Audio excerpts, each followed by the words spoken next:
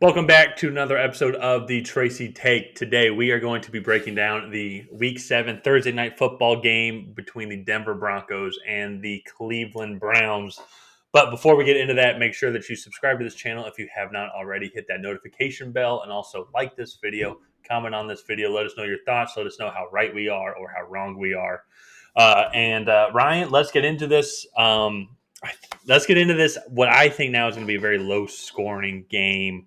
Um, Yeah, because if you look, the Broncos have a great rushing defense, and the Browns statistically have the best rushing offense. However, though, they are going to be without their top three rushers in Nick Chubb, Kareem Hunt, and also Baker Mayfield as well. And Baker Mayfield also does a yeah, little bit more besides running the ball. But yeah. a huge blow to this team. And not only that, they have a bunch of other injuries, including on the offensive line with Jack Conklin and Jedrick Wills Jr.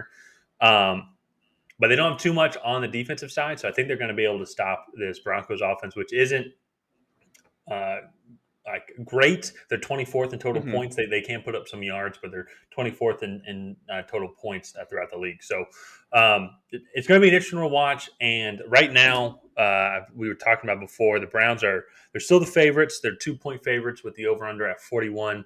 Which one are you leaning toward, considering all the injuries that the Browns have? So personally, I'm kind of leaning towards the Broncos. I think they're probably going to be in the under. I could really see this Mm-hmm. game being 17-14, and the Broncos kick a last second field goal uh, Yeah. to win it.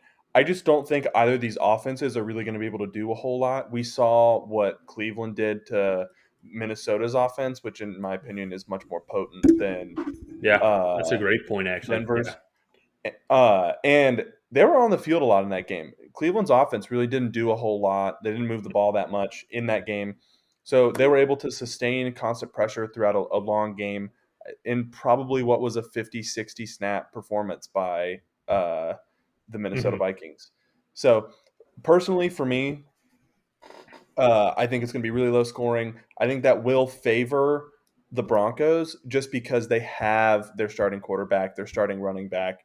Yeah. Uh, so for me, that's kind of where I'm gonna lean.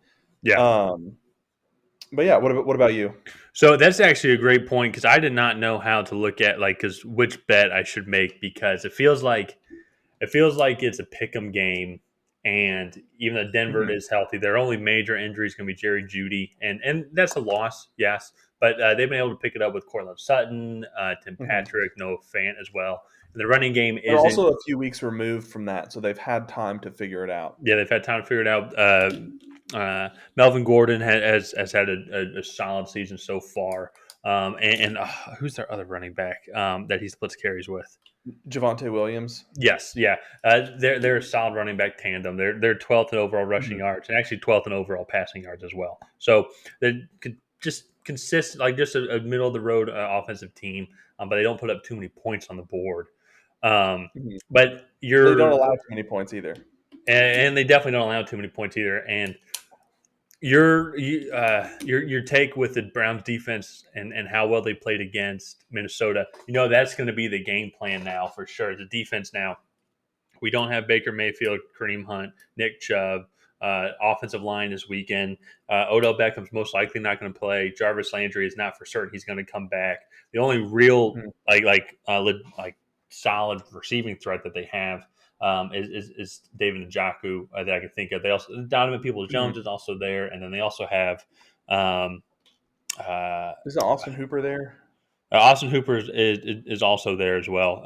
They have another receiver who's had some catches for them, and I'm just blanking on it right now. Oh, is it But Higgins? Rashard yep, Higgins? yep, that's it. Yeah. Rashad Higgins.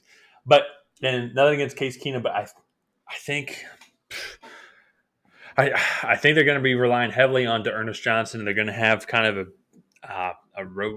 kind of a running back by committee rotation, um, Yeah. and I think it's just going to be old classic hard knocks football where it's going to be a Mhm. low scoring game.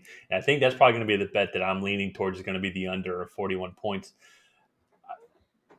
I mean, can you see the game going over? Like, can you see it being 21-21?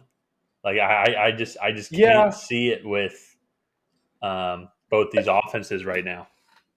So one of the things that I will say that it could go over is that there could be a special teams or not special teams or defensive touchdown in there.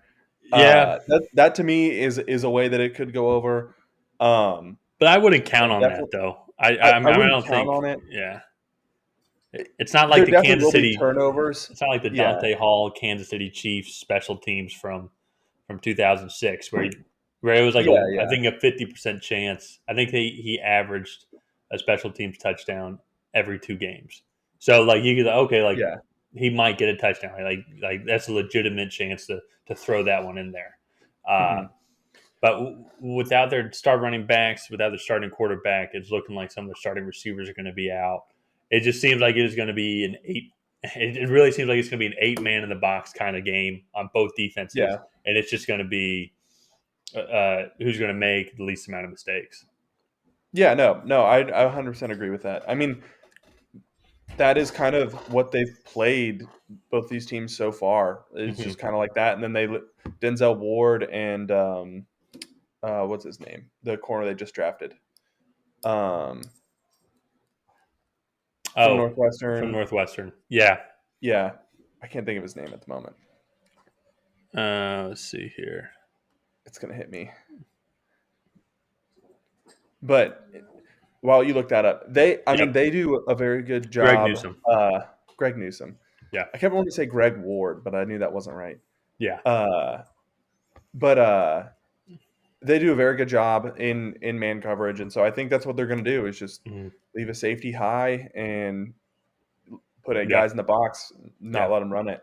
So, I mean, we'll see. I don't really have too much else to add. Do you have any final thoughts? Now, I will just say it is also going to be raining as well, so it's going to make it very interesting on on how hard it's raining. I know we've talked about this before, where just with the technology nowadays, with throwing the ball, it's already going to be we think going to be a lower throwing type game. Anyways, but if there are two statistical weaknesses of these teams, it is their pass defense. They're not ranked as high. Mhm. But that being said, though, the Browns are 11th in yards allowed, and Broncos are 13th. So it's not it's they're above Yeah, average. So, but if it's raining, it might make that a little bit harder to throw the ball. So, my bet's going to be I'm going to go with the under at 41 points. I think it's going to be interesting to see how these teams put up points. I can't see it being higher than a 21 game. I think it's going to be a lot of punts and a lot of long drives, I feel. yeah. No, I 100% agree with that. But I think that's going to do it for this episode of the Tracy Take. If you guys have not already, please go ahead and like and subscribe and leave a comment down below and let us know what you thought of this video. We will see you guys next time. Thank you.